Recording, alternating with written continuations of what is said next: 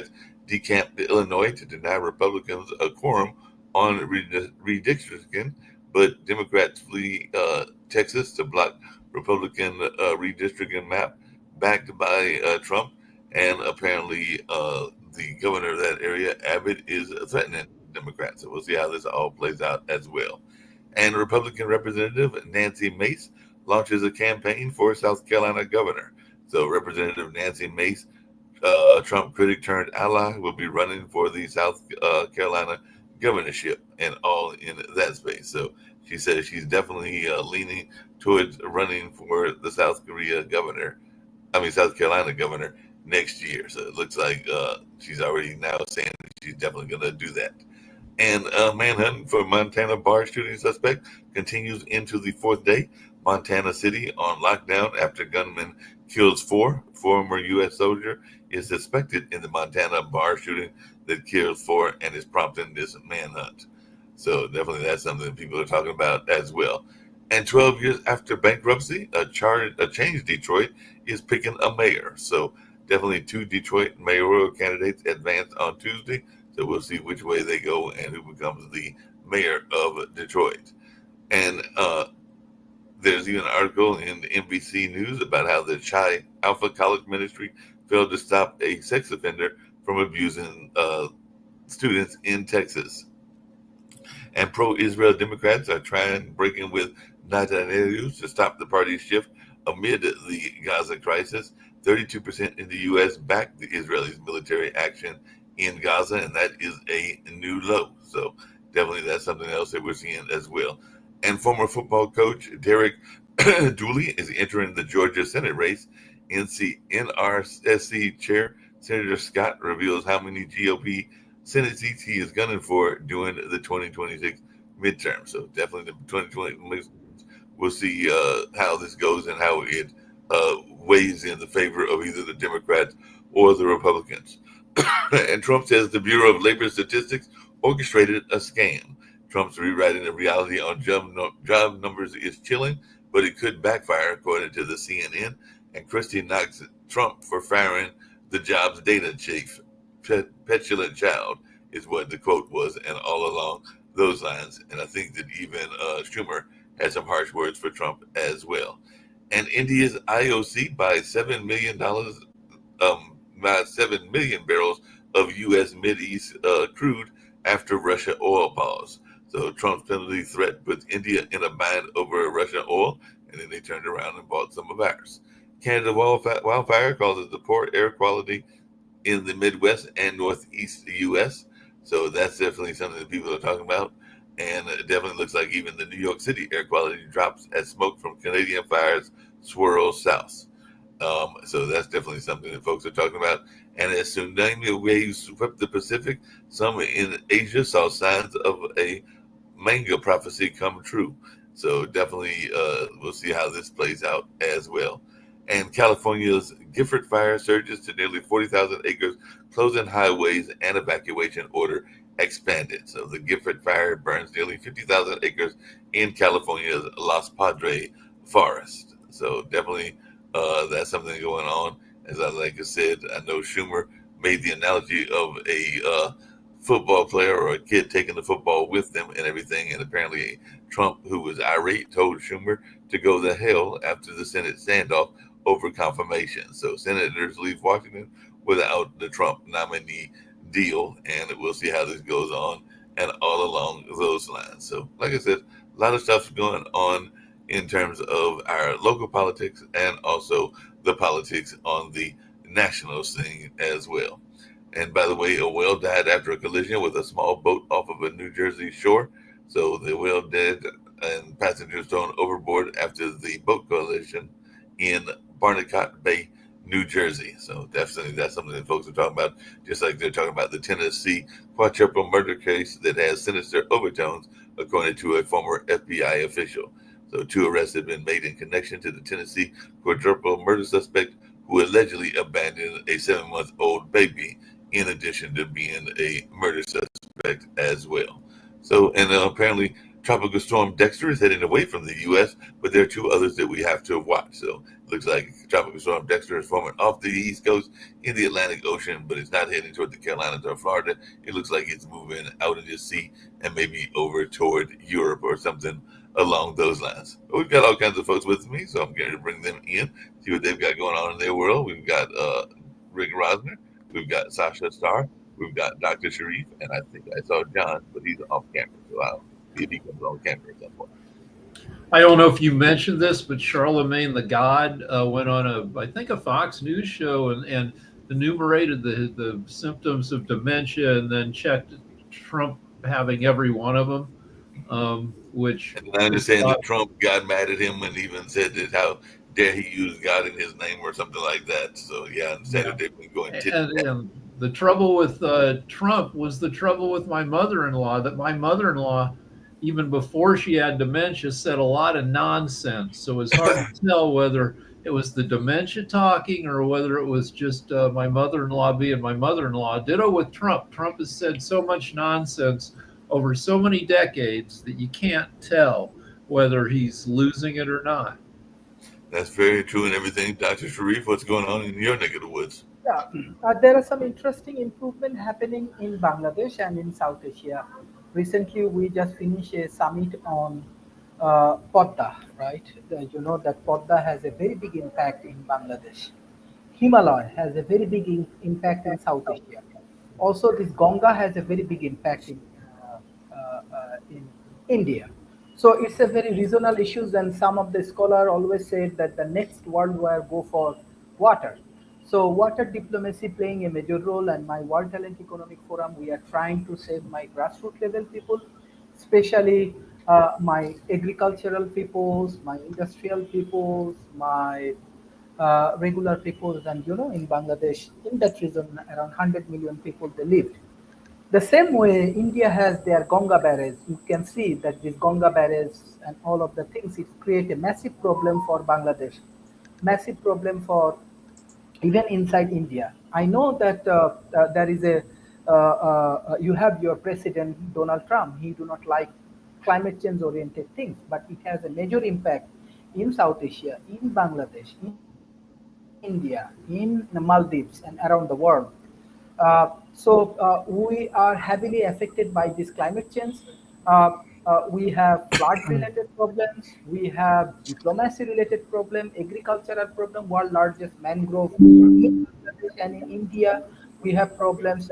So, with my World Talent Economic Forum, I'm trying to engage with India, with Bangladesh, with all of the countries, those who have a negative impact on climate change. Definitely, USA has big companies. USA have big impact investors, and all of the peoples. You can support our initiatives. So things is that it can create a win-win situation. I believe the big countries, they should not invest in war. On the other hand, they can invest in climate change, they can invest in emerging economy, they can engage with much more people. And through this process, they can get real success in terms of business, in terms of humanity. So I request all of my friends through Pod TV, please, please, please join in our ecosystems and engage with all of our initiative. Hopefully, through this process, you can get a real experience how to change human lives, real experience how the emerging economy work, real experience how your uh, big countries, definitely Canada and USA is a very big country, your big country can contribute, small country, very small place, but maybe it's better than Nobel Prize winning. Thank you. No problem. What's going on in your world, Sasha? I know that you've been following, and of course, we'll have the show on Tuesday. What's going on in Ukraine? I was one of the stories I mentioned was that apparently the Russians are selling the property of the land that they've got in the occupied territory to Russians and everything like that. So, but what other things are you hearing about in that conflict and the other conflicts as well? You're right. We will comment a lot on Ukrainian situation tomorrow during the Ukrainian show at 11 o'clock. We will do exactly that. In the meantime, a few things about Canada and so-called negotiations with the United States. essentially, Canada's position is that it doesn't matter whether you have no tariffs on Canadian goods, 10%, 20%, 30%, 50%. It doesn't matter because Canadian producers, they are supplying certain products, certain produce. And that's after tariffs, it's US importers and most likely US people, US taxpayers, they will have to foot the bill, whether it's 35% or any other number. Therefore, Canadians' position is there is nothing to negotiate.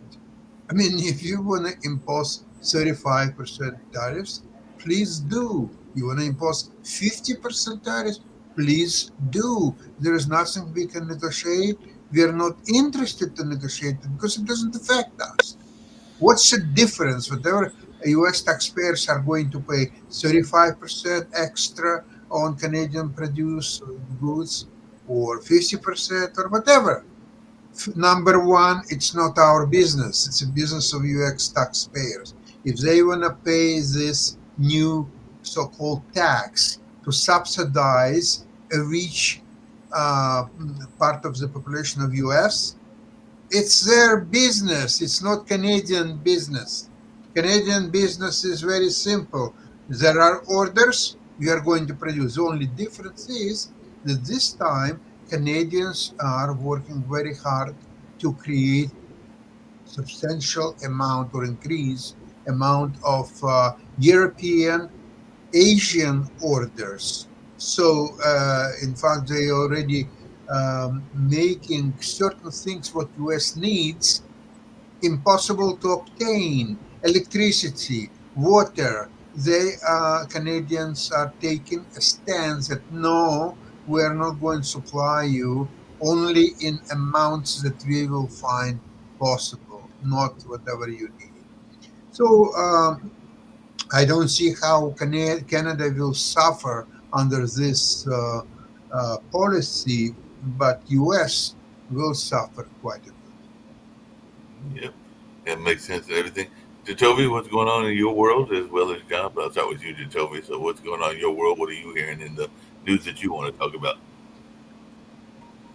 I mean, there's tons of stuff that's happening. I mean, a whole bunch of stuff. But hey, from the space exploration now, how one scientist theorized that the comet that's racing through space right now, one scientist, and even in his article or in his theories about it, he wrote that this is just a theory. This isn't something I know. But everybody flipped out. And, but there's that one comet that's out there that's an interstellar comet, and he had theorized that because of its size, the fact that it's as big as New York City, if I remember, they're saying he was theorizing that it would be interesting if it were a alien spaceship headed towards Earth, which people ran with that, and now everybody's saying that scientists. No, one guy theorized, but that's just how people get clicks these days. So it's kind of funny. Yeah, that is kind of funny and everything. Rick, did you see that about that article though? I did not see that article. I would check that one out. I did not get that one. So they're theorizing that we got a spaceship coming our way. Yeah, but like I said, there's lots of stuff in the news, but that I'm keeping it lighthearted. Yeah, if you do the math, if you do any kind of rational analysis of space aliens coming to visit us, it's super duper unlikely. I mean, it's like I don't understand why people. Well, I mean, I guess it's hard. I mean, the math on how big space actually is, I guess, is mind-boggling. Just to think like the interstellar space travel is never really going to happen in our lifetime unless we figure out some way to do some form of time travel interstellar space travel is never going to happen. Yeah, the only way to do it is alien style, where you put the astronauts to sleep, or you do automated systems. You don't even use people. You know, the closest star to us is 4 light years away. Even at moving at 10% of the speed of light, which we can't do yet. Even if it would take 40 years to get to the closest star. And if you run into anything and you're moving 1/10 the speed of light, you get blown up, you know, by even like dust particles. Yeah. And Voyager 1 has been traveling for, 47 years, and has just only made 1 light day.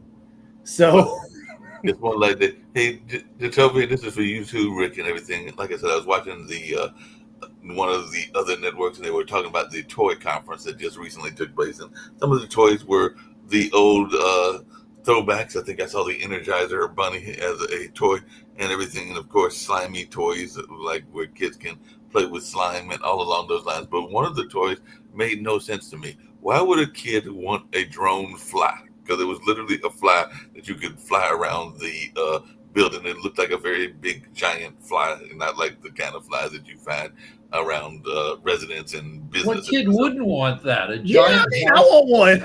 Yeah. I mean, you could make drones in all sorts of shapes. If I were 10 years old again, I'd want a drone in the shape of a naked lady. That would be hilarious. Yeah, I could see that maybe, but I was just trying to figure out, as a parent, to tell me if one of your 2 kids had a drone fly, they were flying it around. Would that just like torture you and your wife? It's bad enough when a real fly goes out there. I mean, that's what kids do. Kids love that. There used to be garbage pail kid stickers, which were disgusting stickers that were gross. And so, like nothing's grosser than a giant fly. A kid would love that. Yep, the kid would probably definitely love it way too much and everything like that. Hey, John, I see that you're walking around. You're not outside today. Looks like you're walking around your house and everything. So what's your take on what's going on with the Canadian tariffs? We heard from Sasha, but what's your take on it? Yeah, so actually I am outside. I went for a walk, and there's a school nearby. Today is a holiday, so usually here they have camp for kids, but not today. So I'm still sitting in front of their school. They have a nice bench. Their quality kind of sucks again today. So I'm not going to be out here very long. I'm going to go back inside. Yeah, I pretty much agree with Sasha. The nice thing is that all the provincial premiers and Carney are united in their stance against any idea of, negotiating or, with Trump. It's a waste of time. He's a bully. We're just going to do what we need to do and pull away from the States, like Sasha said, to Europe, Japan, China, and find other economic nations that we can trade with. It's not going to impact, the population here. It's going to impact businesses, but we see it as an opportunity. Absolutely. It makes sense. Speaking of pulling away, apparently the Texas Democrats pulled away to Illinois in order to stop redistricting, and now Abbott is threatening to, I guess, deport them and keep them over in Illinois or along those lines. But how can you even manage to do that legally or constitutionally and everything like that? So what is our take on this notion? Because, well, one, they did not want the redistricting because it seemed like it was unfair and all along those lines. So they decided to selectively remove themselves from the vote and everything like that. So what's your take? Let's do the math. So Texas has 38 congressional districts. Right. 42.7% of the vote went for Harris, or about 3 votes out of 7. But right now, the Democrats have 12 out of 38 seats, which is less than 1/3. Trump and the governor want to take away 5 of those seats and knock it down to 7 out of 38, which is less than 20%, which is about well, which is less than half of the number of seats the Democrats should have based on the popular vote.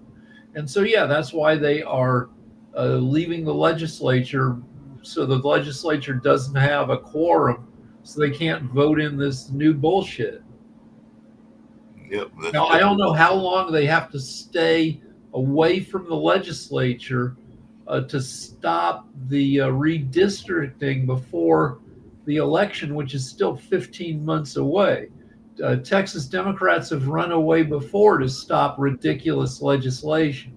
Abbott is threatening to remove them all from office. So we'll see what, it's going to go on for a while. I do have a question on the electoral college and that system of, again, as a Canadian, it makes absolutely no sense because that introduces a possibility, which has happened many times in your elections, where the person who wins any given an election, it doesn't have most of the votes. To me, it's not very democratic.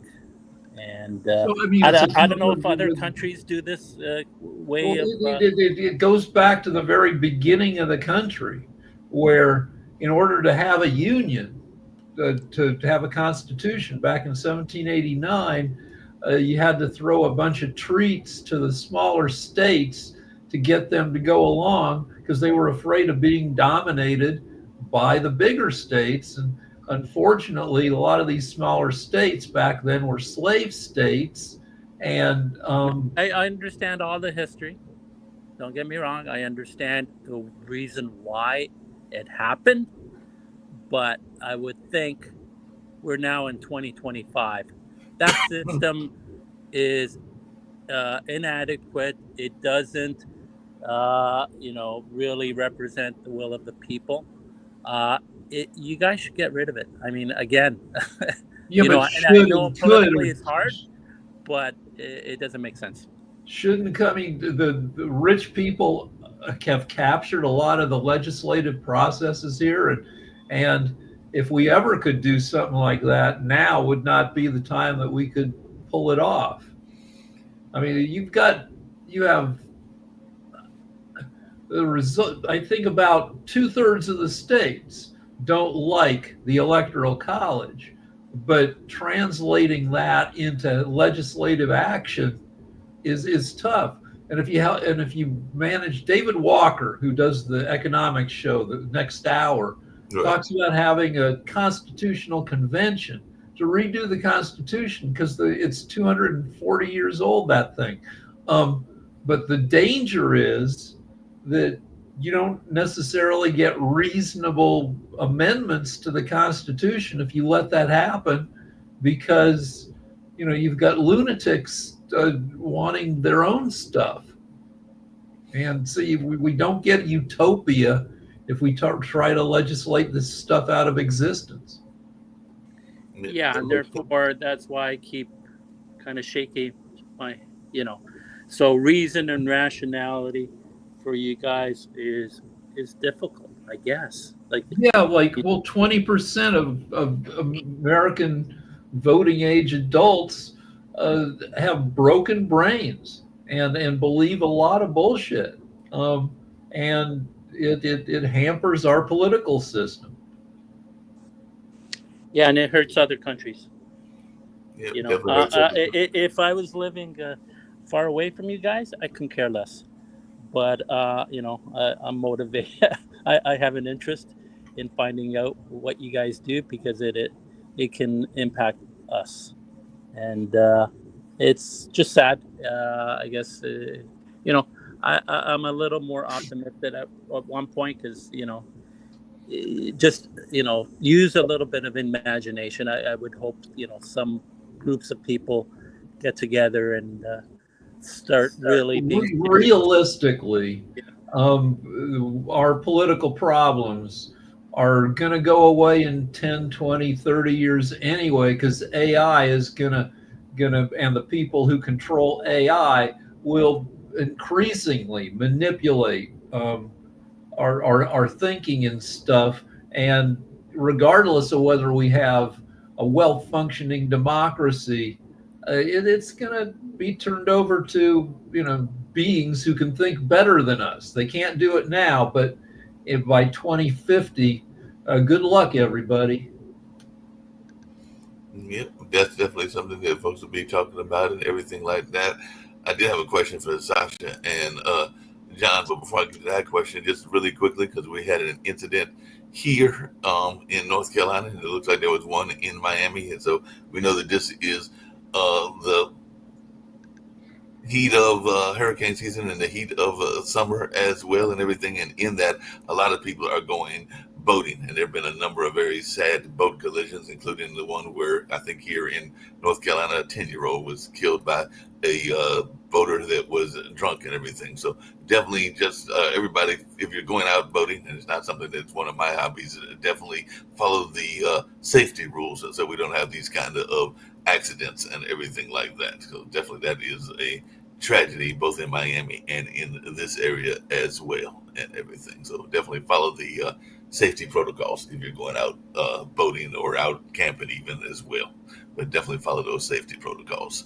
And I just want to remind people to do that. And all along those lines, call that a PSA announcement and everything like that. But one of the things I'm curious about, John and Sasha, just in terms of Canada, is what is the reason for the air quality being so bad in parts of Canada? Because it does seem like it's impacting parts of the U.S. as well. And I don't know enough about the industries of Canada to know why the air quality has been so bad now for a couple of years.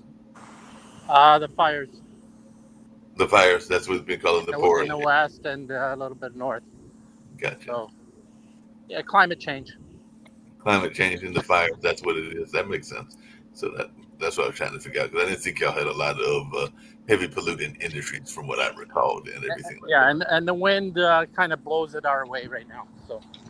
So the winds are blowing in northern versus southern and everything like that. Well, we've been talking about tariffs, and that's been a big issue, and I know that both you and Sasha and others have been talking about it, but it looks like China is welcoming 183 Brazil coffee sellers in the wake of the U.S. tariffs. So I guess China's going to try to get some of this Brazilian coffee that we might not be getting. And I know there's a lot of coffee drinkers. I've got family members that are coffee drinkers. I'm not much of a coffee drinker, even though I might drink it on occasion. But apparently the tariffs on Brazil is 50%. And that's what Trump hit Brazilian products with over Bolsonaro and everything like that, because Bolsonaro, I think, was one of his allies and everything like that. But Lulu says that they're open to U.S. trade talks if treated as an equal. So what's our thoughts about maybe Brazil and some of these other countries going toward China and other people to send some of their goods over there, since apparently we're charging too much tariffs? Anybody? I think that if it wouldn't be a war in Ukraine, European Union would not negotiate any trade deal with US. It would go into coalition with Canada, China, Brazil, Japan, South Korea, and many other countries. They would create an economic bloc which would completely isolate United States from all the world trade, period. Now, because of the war of Ukraine, and there is a need for US-produced weapons, so therefore European unions agreed to a deal. And what kind of a deal is that? It's a absolutely fantastic deal where US imposes 15% of all production of European Union. European Union imposes in return 0 tariffs on all US products. Now, according to this agreement, European Union will buy in next 3 years $750 billion worth of energy from the United States.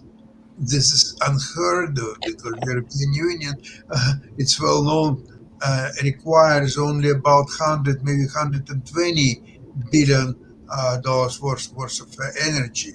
So this is absolutely lunatic agreement.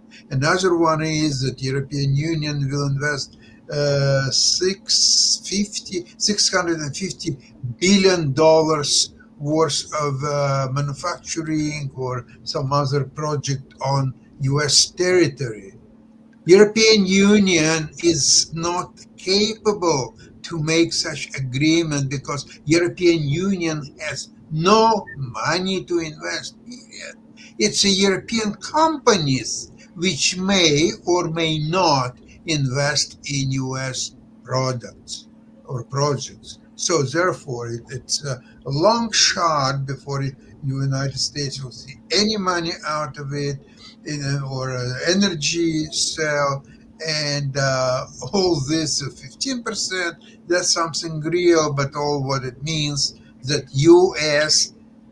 Importers and taxpayers will foot this 15% tariffs. There's no cost for Europeans at all because their wonderful products, anywhere from cars to machinery to just clothing, anything. There is a huge demand around the world on these products. So U.S. may order this products or may not. It doesn't matter. Almost half of Americans believe that the tariffs are being paid by from other countries rather than being footed by, like Sasha says, by American taxpayers. Again, this message has to be drilled and repeated because there's still GOP politicians that put out this crap. There are some people in the media who are now pushing for us to quit talking about tariffs, because that's not exactly what those things are, and start talking about a consumption tax on foreign goods used by U.S. consumers. It's a consumption. It's a tax on U.S. people who buy stuff. If you buy stuff from other countries, you're going to get taxed. Well, honestly, it's not if you buy. Basically, we've got to put it in layman's terms. And I mean, yes, a consumption tax and all the other stuff. Consumption tax, we should make sure people understand it hits lower income individuals more so than it hits higher income individuals. The tariffs are doing exactly that. The stuff that we normally buy that we don't even think about, Parmesan cheese, that's normal stuff that you're going to buy for your regular pizzas. And where's that coming from? Not in the U.S. So you have wines, you have beers, you have all this other stuff. The aluminum they make with the cans, the cars themselves. Yeah, an F-150 pickup truck, Ford F-150, nothing. No vehicle is more American than that, except, 20% of the parts come from Canada? Yeah, and also the actual making of the truck goes across the country line. So you've got going to Canada, going to Mexico. So you have all this stuff. Yes, it's attacking lower income families more so than anything. And then, as you know, there's messaging from the GOP, even today, today, that these tariffs are being paid by countries. And I'm sorry, there has to be messaging that's saying, these MAGA idiots still believe that crap. Well, I want to add in the messaging for you too here, John, because the other messaging that comes into play, Sasha, you pointed out these quote unquote deals. The deals, heck, I can give you a sheet of paper and say deal on it, and we'll agree to what we may do. But there's nothing in these deals if you actually look at what's there. It's a handshake agreement on something that they may do. And then these quote unquote investments, these billion-dollar investments, there has yet to be one investment. Not one has come in. And then if you look at his past presidency, when he was there in 2016, when he talked about we're going to make this giant investment into Michigan and into these areas, and you know what came about from those investments that they announced, that $300 million investment? Nothing. So all these investments are nothing. There are no guarantees, no promises, nothing. It's just a sheet of paper and a handshake. So I think, just a sec, I think that all this idea with tariffs and its implementation is a giant scam. because there is no emergency situation where president would have to impose tariffs on one or the other nations. If there is no emergency, it's a Congress has to do these tariffs or not to do them, but not the president. So that's number one. Number two, the idea is to bring jobs in America. Okay, this is very, very important issue. What jobs? Where jobs? Come on, this is all cheap talk. However, let me give you an example. So let's say you impose 50% tariffs on Brazilian coffee because you want to protect U.S. workers. So you imply that U.S. workers in U.S. will be producing coffee. This is ludicrous. This is absolutely fantastic situation because no coffee can be produced in the United States, and it doesn't matter how many workers you will employ producing coffee. It's same thing with avocado, same thing almost with anything. Okay. So, Yeah, so the one way, so one thing, the tariffs are at least temporarily a test of corporate goodwill. So, like certain car manufacturers are saying our prices are not going up because of the tariffs. Is saying that the tariffs increase, say, the cost of making a car, cut into the profit margin by 3%. So they're saying right now we're not going to pass on that 3%, but that won't last forever. If these tariffs go on for a while, the manufacturers who are sucking it up a little bit, trying to keep their businesses stable and move product, they will eventually have to pass on the price increases. Wait a sec, Rick. You touched on something very important. So if there is a, let's see, 15% tariff, so there are two ways to absorb this 15% tariff. One that consumers will pay and absorb the hit. Another one is importers who bring, or car manufacturers for bringing the foreign produced parts, for example, and would have to pay 15% tariffs. So somebody has to eat it. Okay, let's say in first thing, consumers will have to eat it. So that means inflation, because for the same thing they have to pay 15% more money. That's inflation. Now, if U.S. importers will eat it, or producers, car producers, whoever, then if they eat it or even part of it, they deprive their shareholders of their profits because they have to subsidize Trump's imposed tax or the tariff. So you can call it any way, it doesn't change anything. So either U.S. consumers, now, in order for a car company or some other importers to deal with this 15% tax, most likely they will have to reduce their workforce. So that will put more people on unemployment line. So, okay, so you deal with inflation effect. You say, no.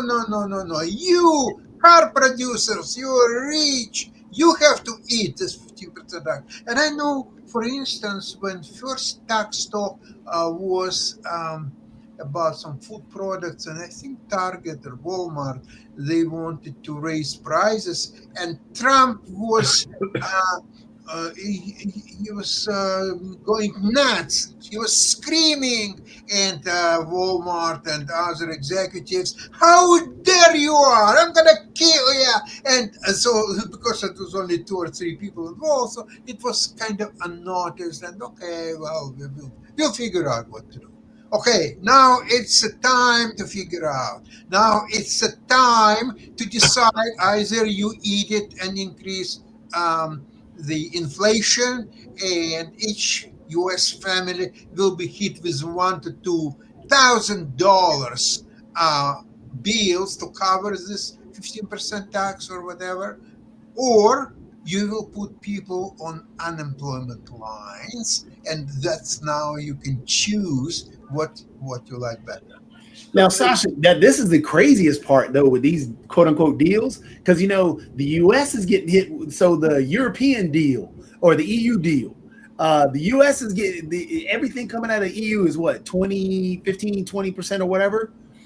But things going into EU are getting no tariff. So think about that. So now the American citizen is paying more for American products than the European citizen. And the European, that is like backwards thinking.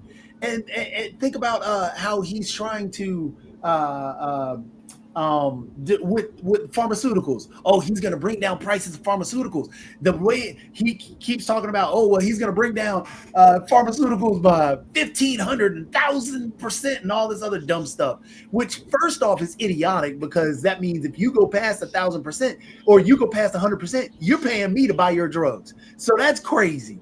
But then to think about it, number two, what he's trying to do is get the EU to raise its drug prices, and we don't get a change in ours. So that is just dumb thinking. As they said at the Daily Show, which they brought this up, which I thought was really well done, and they described it, it is crackhead logic. It makes no sense in terms of bringing down the prices for anything in the US. It is raising prices here, but giving everybody else a discount. But what people hear is, oh, 1,500%. That's lower than what we have now on pharmaceutical prices. No, idiot, it is not. Oh, well, there are $500 million deals that are coming into the U.S. No, idiot, there has not been one deal to come into the U.S. You got a video that you want to show, Toby? Yeah, I did have a video that I think people would enjoy. Wait, Yeah, let me I watched that. before So, the obviously- video. One interesting thing is, if you're an investor like Sasha, you know that at least once a year, the CEO has to get on the phone with shareholders and explain what's going on with the company. So I'm looking forward to hearing a bunch of CFOs, CEOs talk about how they're going to address, like if the tariffs making a truck cost $1,400 more, then what they're going to do about it, and take questions from shareholders. Actually, that's, I think, an easy one. All they have to do is to remind shareholders that they live in a country by the name United States of America, and that country has a president by the name Donald Trump, and hey, through this so-called tariffs or taxes, you can call it anyway. It's actually, it's more taxes in my opinion. It works more like taxes than anything else. So, I mean, all they have to say is all questions direct to Donald Trump. Thank you, guys and boys and dolls and so on. Hey, can we see the cartoon that Jatobi has? Well, Yeah, hold on. Before you you show it, obviously at least a third of Americans are sucked at math, well, plus Trump. Like you said, in this video probably will show that he's going to lower prices 1,500%, 1,600%. Might as well be $1 billion, because he doesn't know how math works, as Jatobi. And obviously, the idiots that believe him are not mathematical, or didn't take a damn course in friggin' algebra. Yeah, the video, Jatobi. Oh, so basically this circles back to AI, and Rick, you should enjoy this. I actually enjoy this doctor. She's great on a lot of stuff. I mean, she's spot on with her commentary. But this was basically, she was testing AI on AI's knowledge, because a lot of times we blindly just agree or listen to AI without even thinking that it could be wrong. So what she's trying to express is, make sure you actually do your research and not just blindly trust AI. You're not alone. A lot of people did their own research and then pasted an AI-generated paragraph into my comment section to prove me wrong. So many of us now think that expertise doesn't matter and we can just use Google and AI to do our own research and then come to someone's page and correct them when they're educating in their area of expertise. So let's use AI to show you why that's not the right approach. I'm using ChatGPT. Is high fructose corn syrup in infant formula? Yes, high fructose corn syrup is used in some infant formulas, although its presence is not universal. It may be included in hypoallergenic or specialized formulas where certain carbohydrate sources, such as lactose, are unsuitable due to allergies or intolerances. However, many parents prefer formulas that do not include high fructose corn syrup, particularly if they are avoiding certain added sugars. So I replied, I have a PhD in nutrition science and did my dissertation work in this area. Are you aware that corn syrup, which is 100% glucose, is not the same as high fructose corn syrup, which is over half fructose as a sugar? And fructose is not tolerated well by infants, so it's not used in infant formula. And it replied, you're absolutely correct. Corn syrup is often confused with high fructose corn syrup, but they are entirely different.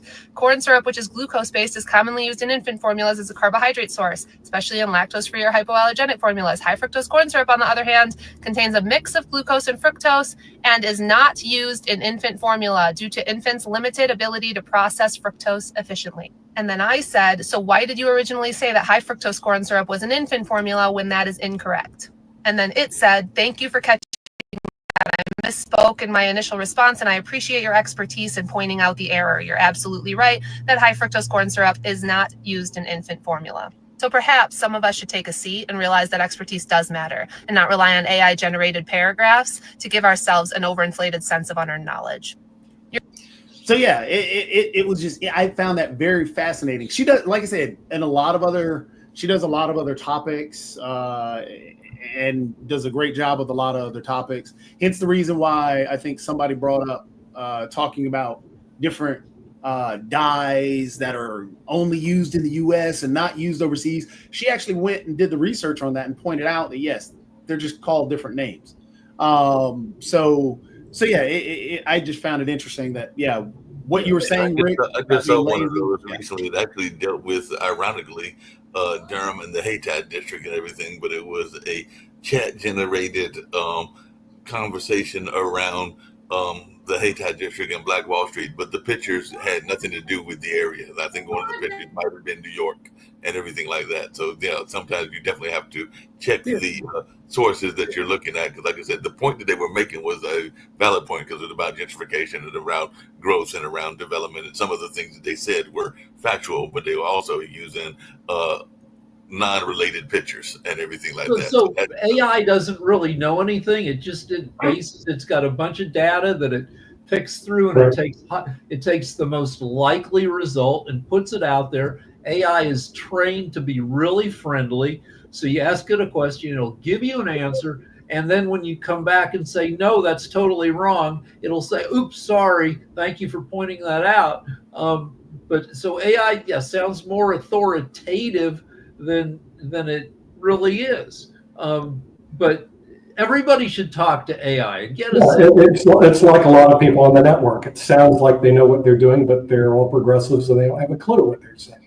But with that, we'll be heading off to David Walker, who does know what he's doing. So hopefully I'll see some of you join us on that particular show coming up next on the network. I'm going to remove myself so that Jacoby can get the floor. So there's a movie from 12 years ago called Her. Spike Jonze directed.